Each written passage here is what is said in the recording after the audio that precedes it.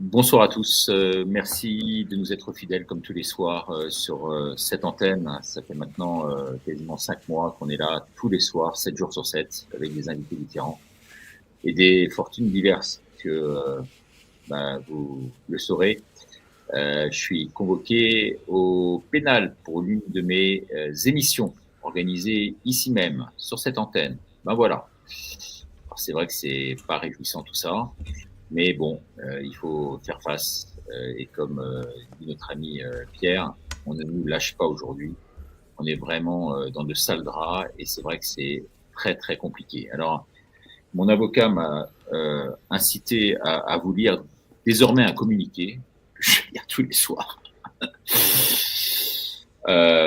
Voilà, mais je suis malheureusement un peu obligé, compte tenu de tout ce qui se passe à l'heure actuelle et du fait que les grandes oreilles nous suivent de très très près, comme vous pouvez imaginer, surtout sur des émissions comme celle-ci ce soir. Elles sont toutes assez sulfureuses. Et bon, celle-ci peut-être encore plus que toutes, compte tenu des enjeux qui se passent aujourd'hui, de la qualité de notre invité, de ce qu'il représente, de ce qu'il est, et, euh, et de la raison pour laquelle il est là aujourd'hui. Donc, je voulais vous dire donc bonsoir, bien sûr, à toutes et à tous. Vous êtes toujours plus nombreux à venir nous voir. Vous voyez à travers les chiffres, quasiment 20 000 maintenant en moyenne chaque soir. Merci donc de nous rejoindre en direct sur cette antenne La Minute de Ricardo. Alors, comme je vous ai dit, je vais vous lire ce bref communiqué. Donc, avant de commencer cette émission, je tiens à vous préciser donc un point extrêmement important.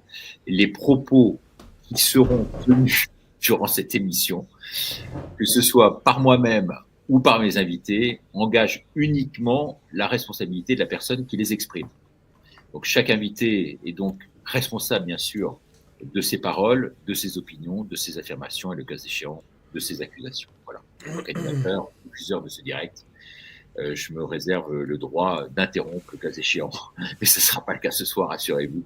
Toute intervention qui pourrait enfreindre ces principes de base. Non, mais Pierre, avant de commencer cette émission, et en attendant que les gens arrivent, parce que là, ils arrivent par paquet de 50, 100, ils sont toujours un peu en retard. T'es pas stupéfait quand même par toutes ces démarches maintenant. On n'a jamais connu ça à une autre époque. C'est Ah non, nouveau. ça c'est sûr, on n'a jamais connu ça à notre époque, ça c'est clair. Je n'ai jamais vu autant de mises en accusation de journalistes. Euh, je veux dire, ça a commencé avec Ariane Chemin, qui est journaliste au Monde, qui est grand reporter également, et qui a été convoquée par la. De mémoire, elle a été mise en garde à vue par la DCRI à Levallois-Perret.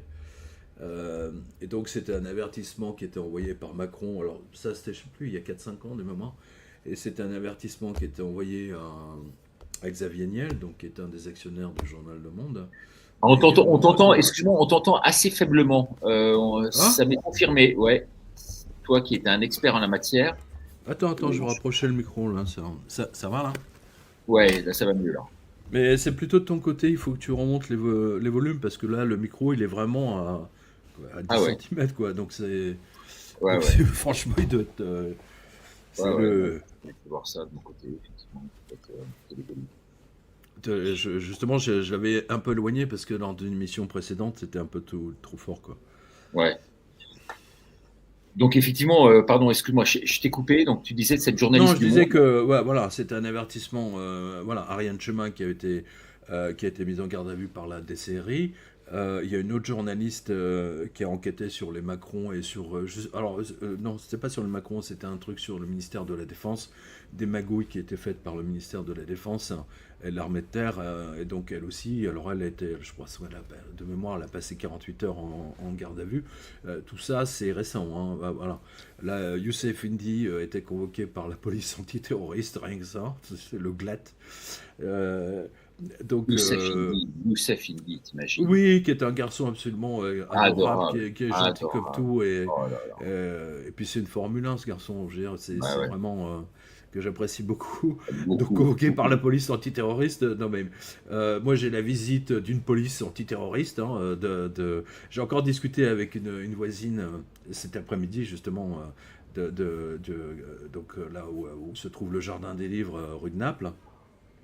Et elle me disait qu'en fait, comment dire, tous les voisins, toute la rue, en fait, les gens étaient réveillés parce que ça a fait un boucan pas possible, parce qu'il y avait 3-4 véhicules, et surtout parce que la BRI, RAID, GIPN, GIGN, peu importe leur nom, casqués armés, elle me disait, mais on se serait cru dans Star Wars, quoi. Et elle me disait qu'ils avaient des lasers au bout de leurs armes, et qu'ils étaient, je sais plus, 10, une dizaine, et qu'en en fait, il y avait les lasers qui illuminaient le ciel, le bâtiment, etc. C'était un véritable festival. On se serait cru à un concert de Jean-Michel Jarre.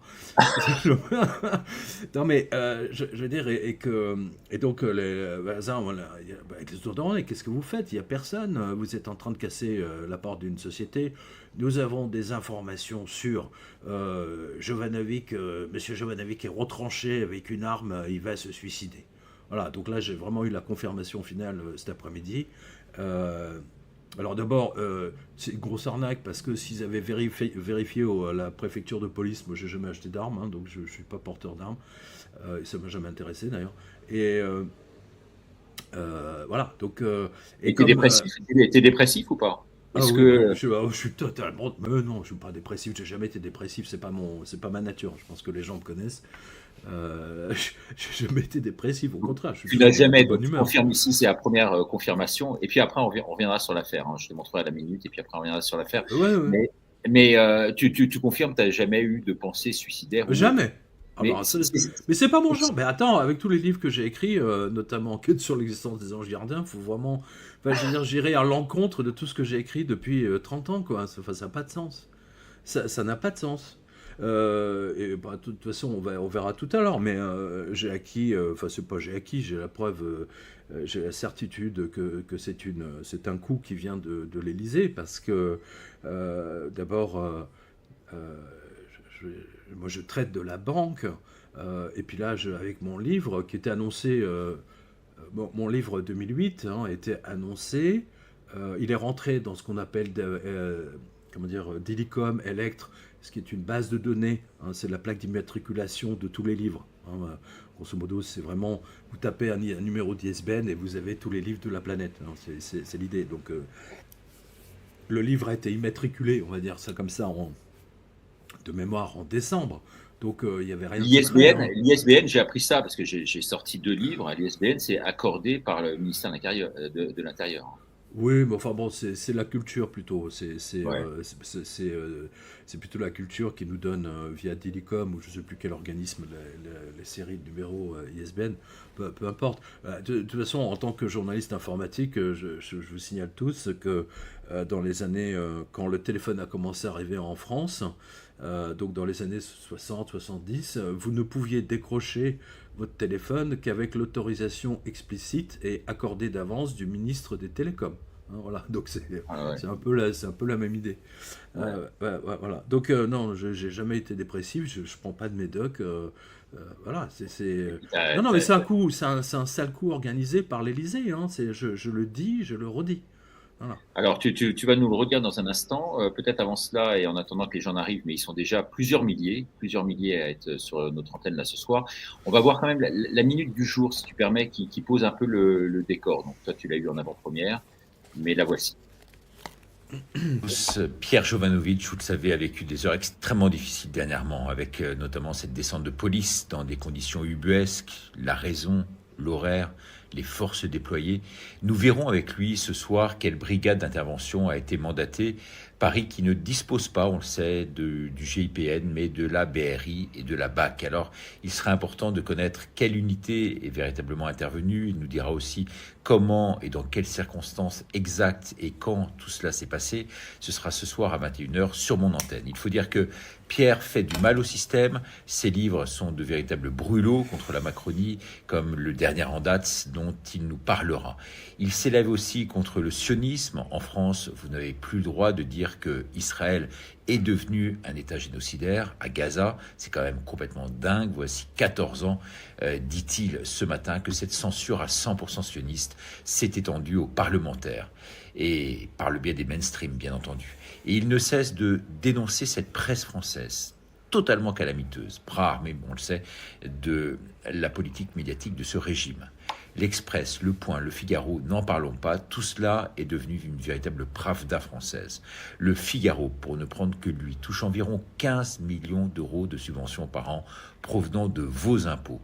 Le Monde, l'immonde est également la pompe afrique de Bill Gates. Donc, où sont aujourd'hui les véritables journalistes? Les journalistes, comprenez, les baveux, sont devenus des mange-merdes, disons-le, des vendeurs du prêt-à-penser. Ils devraient relire la charte de Munich, occultée depuis maintenant belle lurette. Non, ce ne sont pas des lumières, même si philosophiquement, on le sait, ils se targuent d'en être les 12 héritiers. Alors, comme le dit Pierre Jovanovic, les médias français sont devenus aujourd'hui la honte absolue, pour 3 raisons notamment. 3 choses l'expliquent. D'abord, la baisse éhontée du niveau d'études et l'absence totale de culture historique des journalistes. Secondo, la pressurisation en quelque sorte exercée sur eux par l'État, qui font d'eux de simples lecteurs de communiqués. Et puis 3, leur manque crucial de discernement aujourd'hui et d'éthique. Et comme le disait Coluche, on ne peut pas dire la vérité à la télé car il y a trop de monde qui regarde. Ce monde pourri, en tout cas, qui tente de perdurer en célébrant au quotidien ce culte de la peur, de la mort, doit vraiment disparaître. Tous ceux qui sont persécutés par la justice, interdits de s'exprimer, avec maintenant menace d'aller en tôle, qui déclenchent des cancers fulgurants ou qui disparaissent tout simplement suicidés, il y a vraiment, oui, de quoi s'interroger. Car il y a cette mafia internationale, mondialiste, démoniaque, corrompue, vraiment prête à tout pour augmenter son pouvoir absolu, quitte à nettoyer, éliminer ou encore effacer. Ils ne se cachent plus, ils font leurs actes ignobles, quasi face caméra. Les peuples doivent donc se lever contre cette poignée d'individus malfaisants et totalement toxiques. C'est ce que nous verrons donc ce soir, 21h, sur la Minute de Ricardo, sur YouTube et Twitter et Facebook, avec Pierre Jovanovic, donc pour une interview extrêmement attendue. Merci de partager.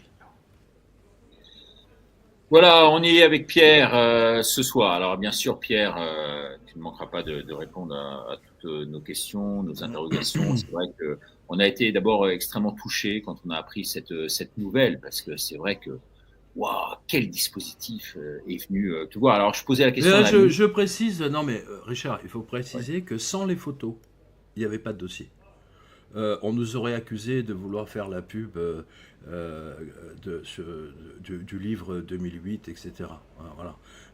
Et d'ailleurs, j'ai vu passer des tweets où il m'accusait de m'en servir pour faire, bah tiens, je vais me gêner. Hein. Évidemment, ce qui s'est passé est absolument monstrueux. Et moi j'ai mis du temps, hein, on a mis du temps quand même à comprendre toutes les arcanes, et c'est grâce à tous mes lecteurs, à tous nos spectateurs, des médecins, des spécialistes, des médecins psychiatres, des gendarmes, des policiers, des OPJ, officiers de police judiciaire, etc., qui m'ont tous fait remonter des informations, et en fait tout colle, tout concorde, et je remercierai jamais assez le serrurier justement, grâce auquel effectivement on a pu... grâce à ses propos, parce que sur le coup je n'avais pas relevé, mais maintenant ce dont on est sûr effectivement, c'est que toutes les forces en présence qui étaient là, il y avait une 40aine de personnes, hein, j'ai encore reçu de nouvelles photos là, c'était en fait c'est toutes les autorités judiciaires nécessaires pour interner quelqu'un, voilà. Et ils ont prétexté le fait que j'étais en train de me suicider. Je ne sais même pas d'où ça sort. Et ce qui est intéressant, en revanche, je tiens à le préciser, c'est là où on voit, c'est l'erreur qu'ils ont commise à l'Élysée, c'est que 2 heures avant, alors que moi j'étais pas à Paris en plus, 2 heures avant, moi j'étais en train de travailler justement sur le livre 2008, j'étais en train de travailler dessus, et je reçois un mail en direct, et c'était un mail de YouTube qui me disait... Pierre Jovanovic, votre vidéo est absolument interdite, vous n'avez pas le droit de mettre des vidéos d'automutilation. Voilà, ça c'est leur terme, automutilation. J'ai dit, qu'est-ce que c'est que ça, automutilation? C'est automutilation, c'est suicide, quoi. Je veux dire, je comprenais même pas sur le coup. Et alors, je lis tout le truc, et puis tout en bas, il y avait le lien. Et le lien, c'était une vidéo que j'avais mise en ligne, et qui avait d'ailleurs fait sauter comment dire, le fournisseur internet, mon fournisseur internet de l'époque, un petit à Grenoble, PHP, je sais pas quoi là, un petit merdeux, qui m'a d'ailleurs viré du jour au lendemain parce ça avait bloqué tout leur.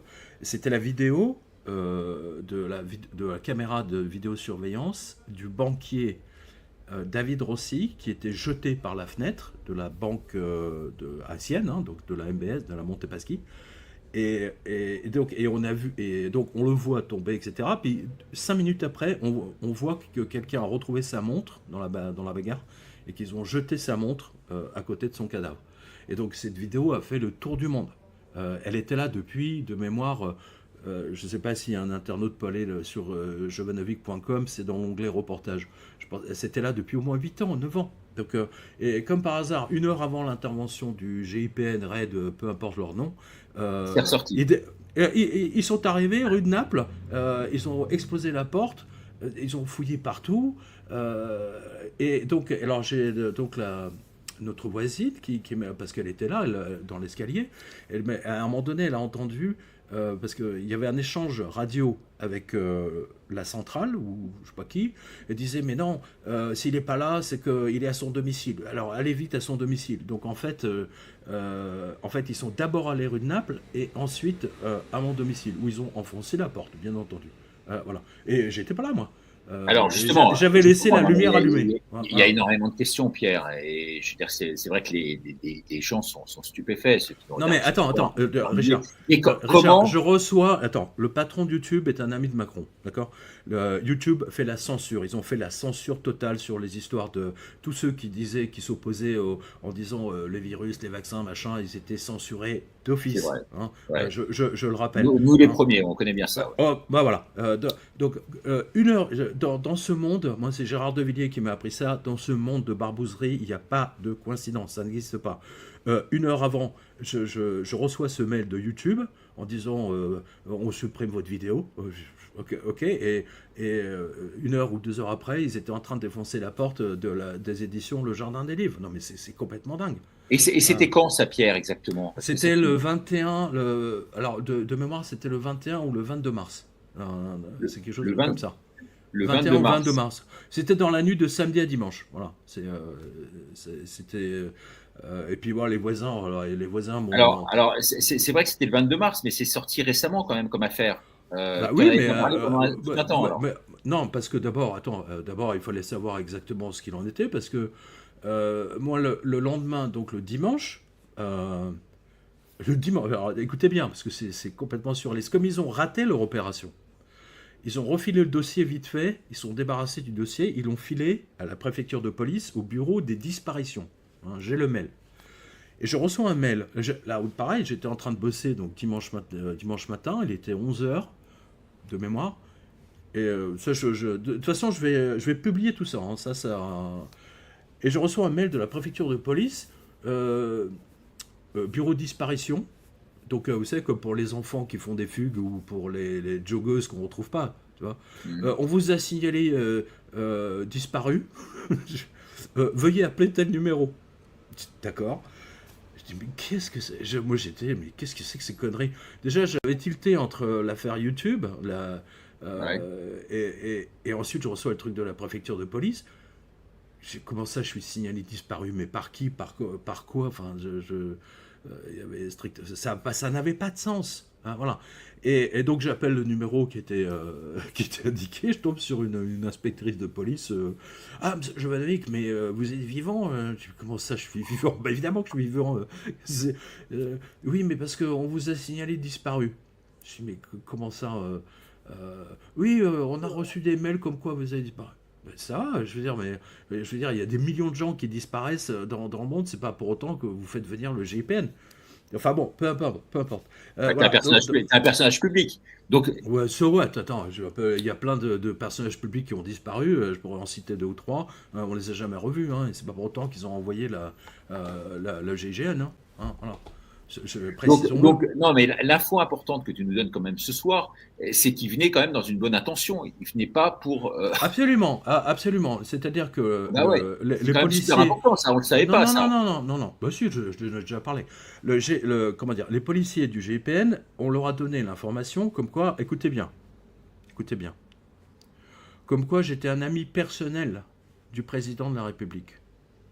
Et donc eux, effectivement, ils étaient venus là pour me sauver. Je veux dire, s'il y a bien une personne dont je n'étais pas l'ami, hein, d'abord je ne le connais pas, je ne l'ai jamais rencontré, c'est bien Emmanuel Macron. Hein, voilà. Mais c'est une petite signature humoristique de l'Élysée, hein, j'aime beaucoup. Ces petites touches, c'est la cerise sur le gâteau, quoi. Voilà, parce que pour appuyer sur le bouton du GIPN, il faut se lever de bonne heure. Je le rappelle ça. Tous les policiers, tous les gendarmes me l'ont expliqué. C'est tout en haut du ministère de l'Intérieur. Et jamais, je le dis et je le redis, jamais en semaine et dans la journée, les cadres qui sont là habituellement n'auraient appuyé sur le bouton. Ils auraient éventuellement envoyé un camion de police, et des pompiers. Mais là, il y avait la BAC, il y avait un camion de police, il y avait un camion de pompiers, un représentant du préfet, le commissaire du 8e, et ensuite ils ont perdu du temps parce que comme moi je suis dans le 17e, bah, il fallait que le commissaire du 17e soit là, ou un représentant, toujours un peu dans l'idée d'interner. Hein, voilà. Donc, enfin, c'est complètement dingue. Plus le raid. Hein, Non, mais comment tu peux expliquer? Attends, comment tu peux expliquer? Parce que c'est un truc de fou quand même, ton histoire. Comment tu peux expliquer? Non, mais c'est pas mon histoire, c'est une Oui, oui, mais première quand dans même, la 5e République. non, mais c'est extrêmement symbolique de ce qui se passe aujourd'hui. Donc, c'est pour ça que c'est très révélateur. Et c'est pour ça que c'est très intéressant pour nous, ce soir, de t'avoir sur le fond du dossier. Comment tu peux expliquer qu'il y ait 60 personnes qui ont été envoyées par l'Élysée, dis-tu. Tu dis que c'est une signature de l'Élysée. Sans qu'on sache que tu n'étais pas là, ni chez toi, ni à ton bureau. Mais j'ai laissé. Non, mais justement, en partant, j'avais laissé la lumière allumée. Richard, écoute-moi. En partant, j'avais complètement oublié de laisser j'avais laissé la lumière dans le salon. Et donc, ils sont arrivés après le jardin. Donc, ils sont arrivés ici. Ils ont vu la lumière de mes fenêtres. Ils se sont dit, ouais, il est là. Ils ont foncé la porte. Roule Raoul, quoi. Ils ont touché à rien. Ils ont été très Ouais, mais sauf que ils ont cassé la porte, réveillé le quartier, fait peur à tout le monde, à Marie notamment. Ah non, mais c'est une ah mais Marie, elle était tétanisée. Mon éditrice Marilène, elle s'est évanouie, c'est simple. Parce que quand elle a appris la nouvelle, parce que en plus le mec il lui a raconté n'importe quoi, comme quoi j'avais essayé de me suicider en effet. Enfin le CREI, c'est ce qu'il lui a dit. Enfin, je veux dire, la raison pour laquelle ils ont fait ça dans la nuit de samedi à dimanche, hein, n'oubliez pas, le ministère de l'Intérieur est en face de l'Élysée. Hein, il y a 20 mètres qui les séparent. Et donc, Place Beauvau, Place Beauvau, voilà. Et il y a... moi j'étais... comment dire, je faisais des permanences à l'état-major de la 4e région militaire. La 4e région militaire contrôlait, je ne sais plus combien, une quinzaine, vingtaine de régiments, en plus des régiments spéciaux. Mais le samedi, quand il y avait un week-end, et quand c'était mon tour de faire la permanence, en plus c'était un château gigantesque, il n'y avait que l'officier de permanence et moi aux transmissions.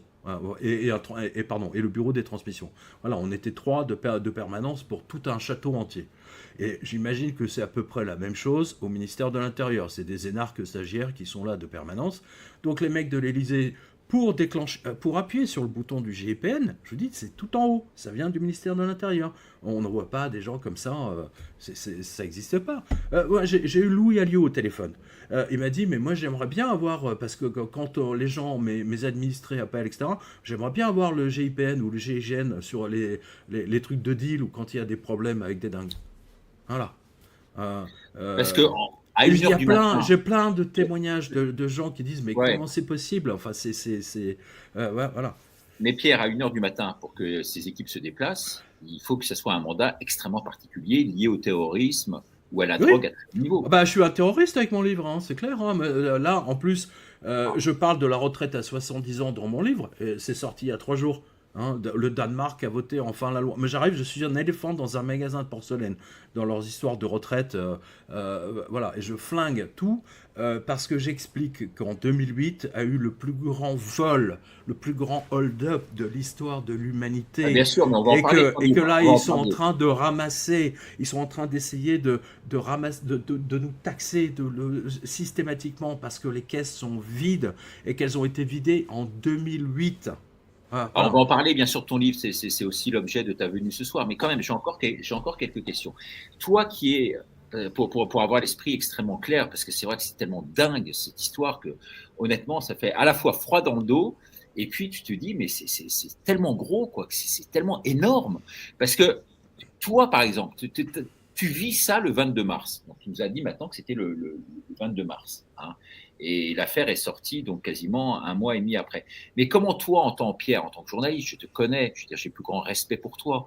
Tu es un journaliste, il se passe quelque chose, je veux dire, dans la seconde suivante, je veux dire, tu es là, soit au téléphone à nous appeler, à m'appeler moi, ou appeler d'autres, tes amis et tout, Ah mais journalistes.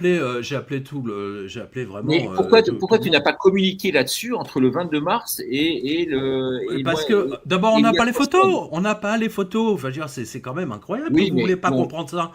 Je n'ai pas de, on n'a pas le dossier. Ouais, tu veux que j'arrive quoi sur Twitter en disant oui le GIP est venu chez moi. Ok, et c'est tout. Mais j'ai pas les photos. L'affaire a explosé parce que justement on a eu les photos. Et ça fait boum. Voilà. mais les Et ça photos, aurait été, tu les as eues qu'un mois et demi après. on les a eu, non, on les a eu à peu près toutes les photos, on les a eu euh, juste avant Pâques. Et comme il y avait Pâques et tous les ponts, les Pâques, je me suis dit, bon là, on va pas communiquer pendant que les gens sont pas là. J'attends que tout le monde rentre. Et tout de suite, dès que les gens sont rentrés, dès que tout le monde est rentré, c'est là où j'ai envoyé les photos et j'ai fait éclater le scandale. Voilà.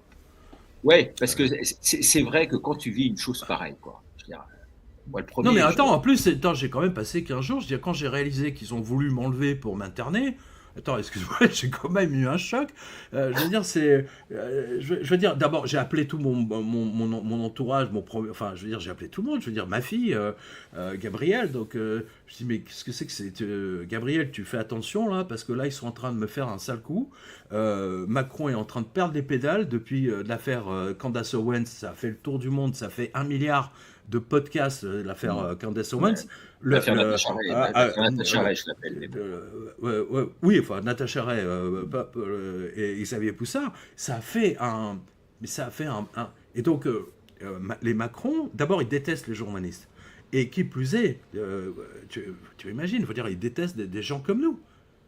Euh, voilà. On imagine, mais d'envoyer toutes les forces spéciales, les brigades, Non, mais je sais pas Richard, combien de contingents, mais c'est Richard, hallucinant. Macron est banquier.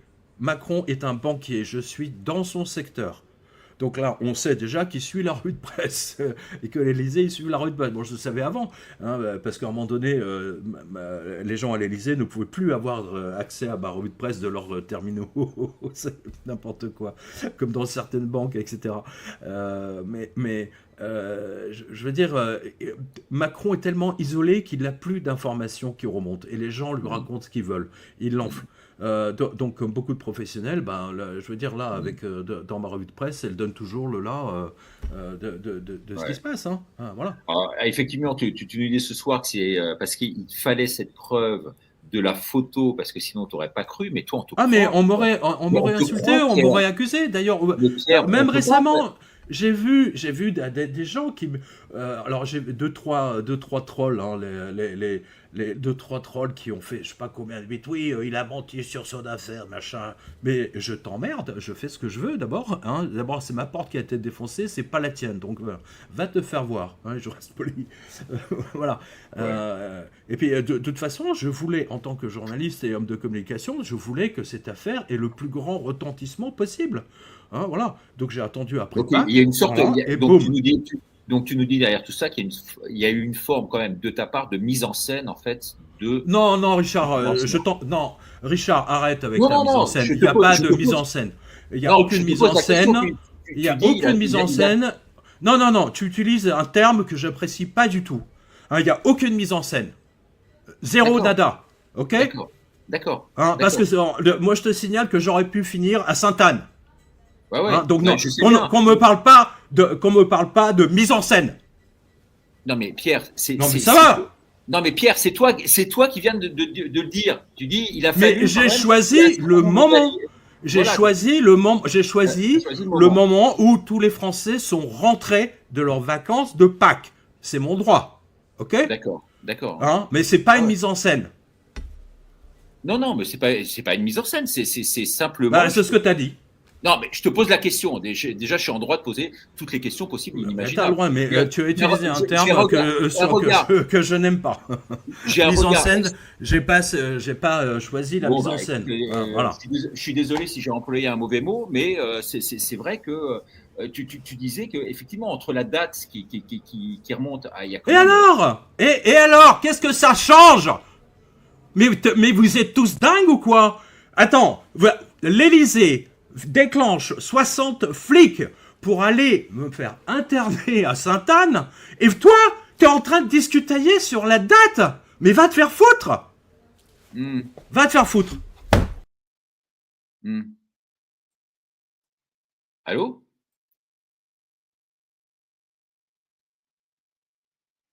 Bon, bah écoutez, voilà ce que c'est que le direct. Euh, je- Désolé, mais je pense pas avoir été j'ai été dans mon rôle de journaliste à lui poser les questions et était convenu qu'on lui pose toutes les questions. La minute le laissait entendre. J'ai toujours eu les rapports les plus cordiaux avec Pierre. Je suis vraiment, je pense qu'il est encore sous le coup et on peut le comprendre. Et je veux dire, on doit être quand même extrêmement compatissant vis-à-vis de ce qu'il vit. C'est aussi moi ce que je vis en parallèle et il le sait. Et je crois que c'est l'une des raisons pour laquelle il était là ce soir avec nous. Bon, moi j'étais très très surpris de sa réaction. Voilà, je pense pas que le terme mise en scène soit un terme qui était inopportun. Je pense que c'était un terme euh, qui qui en fait découlé de ce qu'il a pu nous dire auparavant. C'était une forme de synthèse de ce qu'il a pu nous dire. Bon, je suis absolument désolé si ce terme est inadéquat, en tout cas s'il a mal perçu. Bon, ça peut arriver dans les conditions du direct. Bon, il se trouve que en parallèle, Pierre, alors j'espère qu'il va revenir. Bon, Pierre revient. Je sais que bon, il a des coups de gueule, c'est un sanguin, mais c'était vraiment quelqu'un que j'aime beaucoup et on s'est toujours très bien entendu. Donc il n'y a aucune raison qu'il parte comme ça et qu'il claque la porte de cette émission de cette façon-là ce soir même si on est tous extrêmement tendus, moi le premier, c'est vrai qu'on peut commettre des impairs, et c'est ce qu'ils cherchent à faire, c'est à nous diviser et c'est à nous mettre dans l'embarras les uns vis-à-vis des autres. Parce que c'est vrai que cette affaire, elle n'est pas la seule. Il y a eu une autre affaire en parallèle dont je pense Pierre a été victime, et je voulais lui poser la question, et c'était ma prochaine question. C'est l'affaire Juan Branco. Vous savez qu'il a été en Afrique, il y a eu toute une histoire, là aussi une histoire quand même qui était incroyable le concernant. Alors, est-ce que tout ce qui a été dit est vrai, tout ce qui a été dit est faux? Je ne sais pas. En tous les cas, on a retrouvé un document de Stéphane Bled. Stéphane Bled, vous savez, qui a été retrouvé mort du haut d'un balcon. Il a été poussé en Suisse il y a de cela quelques années. Cet homme que connaissait du reste très bien Pierre, parce que Pierre, je l'avais eu au téléphone à plusieurs reprises lorsqu'il était à Istanbul justement en train de rendre visite à Stéphane. Ils étaient très liés. C'est pour ça que ça m'aurait vraiment intéressé qu'il puisse répondre à cette question. Mais là, visiblement, bon, soit il s'est vexé, soit, je sais pas, on le saura après. Je sais pas sur le chat ce qu'on dit. J'ai pas chaussé mes lunettes et donc j'arrive pas à voir exactement tout ce qui se dit ici et là. Mais bon, j'en ferai la synthèse après. Après, j'assume entièrement mes propos. Mais c'est vrai que Stéphane Blay avait des propos extrêmement, mais extrêmement violents vis-à-vis de Juan Branco. Vous allez voir ce qu'il disait de Juan Branco. Juan Branco, moi, c'est quelqu'un pour qui, pourtant, j'avais beaucoup d'estime jusqu'à ce que je vois cette interview de Stéphane Blay. Alors, Stéphane Blay, on va le voir. Je ne sais pas où elle est, cette interview. Malheureusement, avec tout ce qui se passe ce soir, je suis pas très à l'aise avec cette technique-là, mais je crois que ça va pouvoir arriver dans quelques instants. C'était intéressant de rappeler un peu tout ça. Regardez plutôt ce qu'il nous dit.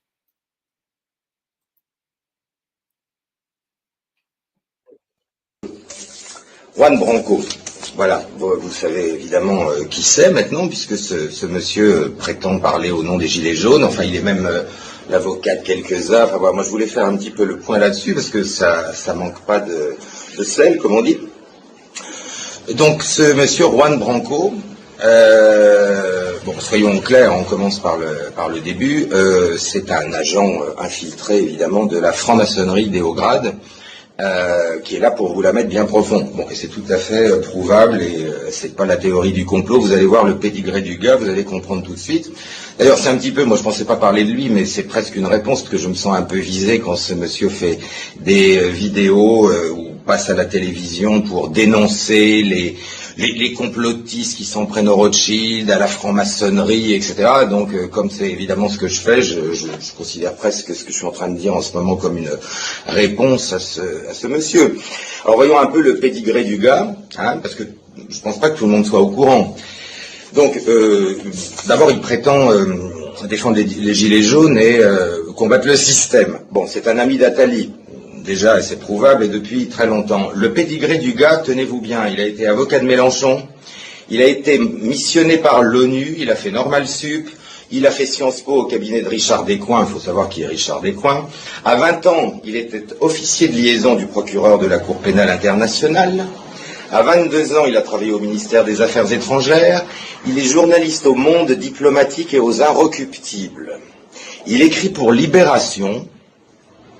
En 2017, il a été candidat de Mélenchon aux législatives, et il a eu le temps également et les moyens de créer son cabinet d'avocat. Voilà, donc je pense que déjà ça se suffit à soi-même. Le gars en plus a écrit un livre qui fait l'objet d'une promo absolument extraordinaire de la part du système, donc c'est un petit peu... enfin, Voilà. En tous les cas, bon, on aurait pu laisser l'interview qui dure 6 minutes, mais que vous pouvez retrouver par ailleurs. Voilà, je vous avoue que je suis un peu forcément émoustillé par tout ce qui s'est passé ce soir. D'abord, toutes ces révélations touchent beaucoup, parce que c'est vrai que personne n'est à l'abri de ce qu'a pu vivre Pierre. C'était un choc énorme, et quand on voit Marie, son éditrice, dans quel état elle est, c'est vrai qu'on ne peut pas douter de la véracité de tout ce qu'il nous a dit ce soir. Donc voilà, après, je suis aussi assez ému par sa réaction, mais sa réaction, je sais, elle a été extrêmement violente, de quitter l'antenne comme ça, à brûle-pourpoint, d'une seconde à l'autre, fût-il sur un mot que je n'aurais peut-être pas dû employer. Mais bon, après, c'est une question. Mon rôle, c'est de poser les questions. Je veux dire, je suis pas ici, j'ai pas d'amis sur cette chaîne. J'ai pas d'amis. Je suis là en tant que journaliste. Je crois que c'est ce qui fait ma crédibilité. C'est ce qui fait mon honneur. C'est ce qui fait mon statut de journaliste. Ce qui fait que j'ai été pendant 30 ans sur les mainstream. Pourquoi? C'est parce que j'ai pas de complaisance. Voilà. J'ai beau être ami par ailleurs avec Pierre à l'antenne, je suis ami avec personne. Je pose les questions que les gens naturellement se posent, et je pense pas être allé avoir outrepassé mon devoir de journaliste ce soir. Voilà, en tous les cas, j'en suis encore une fois désolé, parce que manifestement, donc, il est troublé, Pierre. Je pense pas qu'il soit dans un très bon état psychologique là aujourd'hui, compte tenu de tout ce qui se passe. Il disait il y a 2-3 SMS, comme vous avez pu le voir et comme vous le savez, il y a plus que 2-3 SMS. Il y a eu vraiment une attaque de dénigrement contre lui qui était malfaisante. Mais je pense que c'était l'occasion, et c'est la raison pour laquelle il m'avait choisi, de pouvoir répondre tant bien que mal à toutes les questions qu'on était en droit de se poser concernant cette affaire. Voilà. Écoutez, on ne va pas vous en dire beaucoup plus ce soir.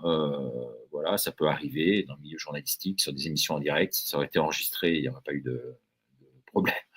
Là, en direct, forcément, eh bien, on se sent un peu éclaboussé. Vous-même, je pense que vous êtes un peu perdu derrière votre écran. Donc, ce qu'on va faire, écoutez, moi, ce que je vous propose, c'est de marquer un temps de silence et puis de faire une prière. Faire une prière pour Pierre, faire une prière pour tous ceux qui sont aujourd'hui victimes de cette Macronie à plus haut niveau, toutes les victimes de cette Macronie qui commencent à être tellement nombreuses aujourd'hui, de près ou de loin, de façon directe ou indirecte. et puis de cette pression qu'on exerce sur les résistants aujourd'hui, sur les vrais journalistes que nous sommes, pour nous faire taire, tout simplement. Tous les moyens sont bons. Je vous le disais, moi, je suis convoqué au pénal dans les semaines qui viennent. Voilà, tout simplement parce que j'ai fait une émission où j'ai interviewé quelqu'un, voilà, dans un domaine précis. Et puis, voilà, on nous cherche des poux dans la tête par tous les moyens aujourd'hui. Et c'est extrêmement difficile de vivre en France en tant que journaliste. Aujourd'hui, il faut le savoir, c'est même quasiment impossible. Donc, si vous êtes journaliste, vous devez partir à l'étranger. Voilà. Ce qui est dit est dit. Si vous restez en France, c'est que vous n'êtes pas journaliste, tout simplement. Ou sinon, suicidaire. Ou sinon, c'est que vous prenez tous les risques inconsidérés pour pouvoir le faire. Parce qu'il n'y a pas d'investigation possible en France aujourd'hui. D'accord?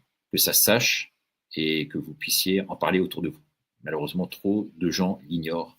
Trop de gens restent aujourd'hui dans une forme d'omerta qu'ils essayent de nous imposer, mais face à laquelle nous ne plierons pas. C'est-à-dire que nous n'allons pas fermer notre gueule pour autant, nous allons continuer à l'ouvrir, quelle qu'en soit l'issue. Je dis bien, quelle qu'en soit l'issue. Et c'est le pot de terre contre le pot de fer, donc c'est sûr que c'est extrêmement difficile pour nous, parce qu'on a très peu de moyens, à la fois financiers, on a très peu de moyens matériels, très peu de moyens humains pour pouvoir affronter une telle puissance de frappe, un tel régime qui est si puissant.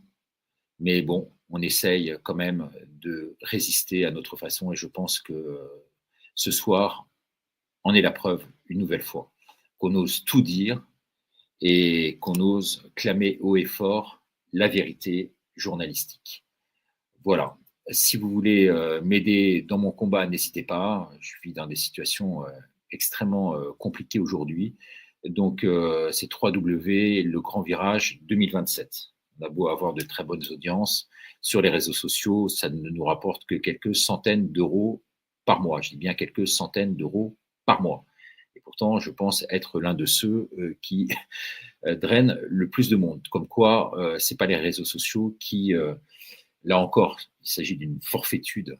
Il s'agit d'une imposture sans nom que de faire croire que les youtubeurs gagnent des fortunes. Ce sont les youtubeurs qui sont sponsorisés et qui vivent grâce aux subsides de l'État à qui on fait dire qu'ils gagnent de l'argent pour que les autres et toute cette jeunesse puissent avoir l'illusion de pouvoir gagner un peu d'argent un jour ou l'autre. Vous voyez ce que je veux dire?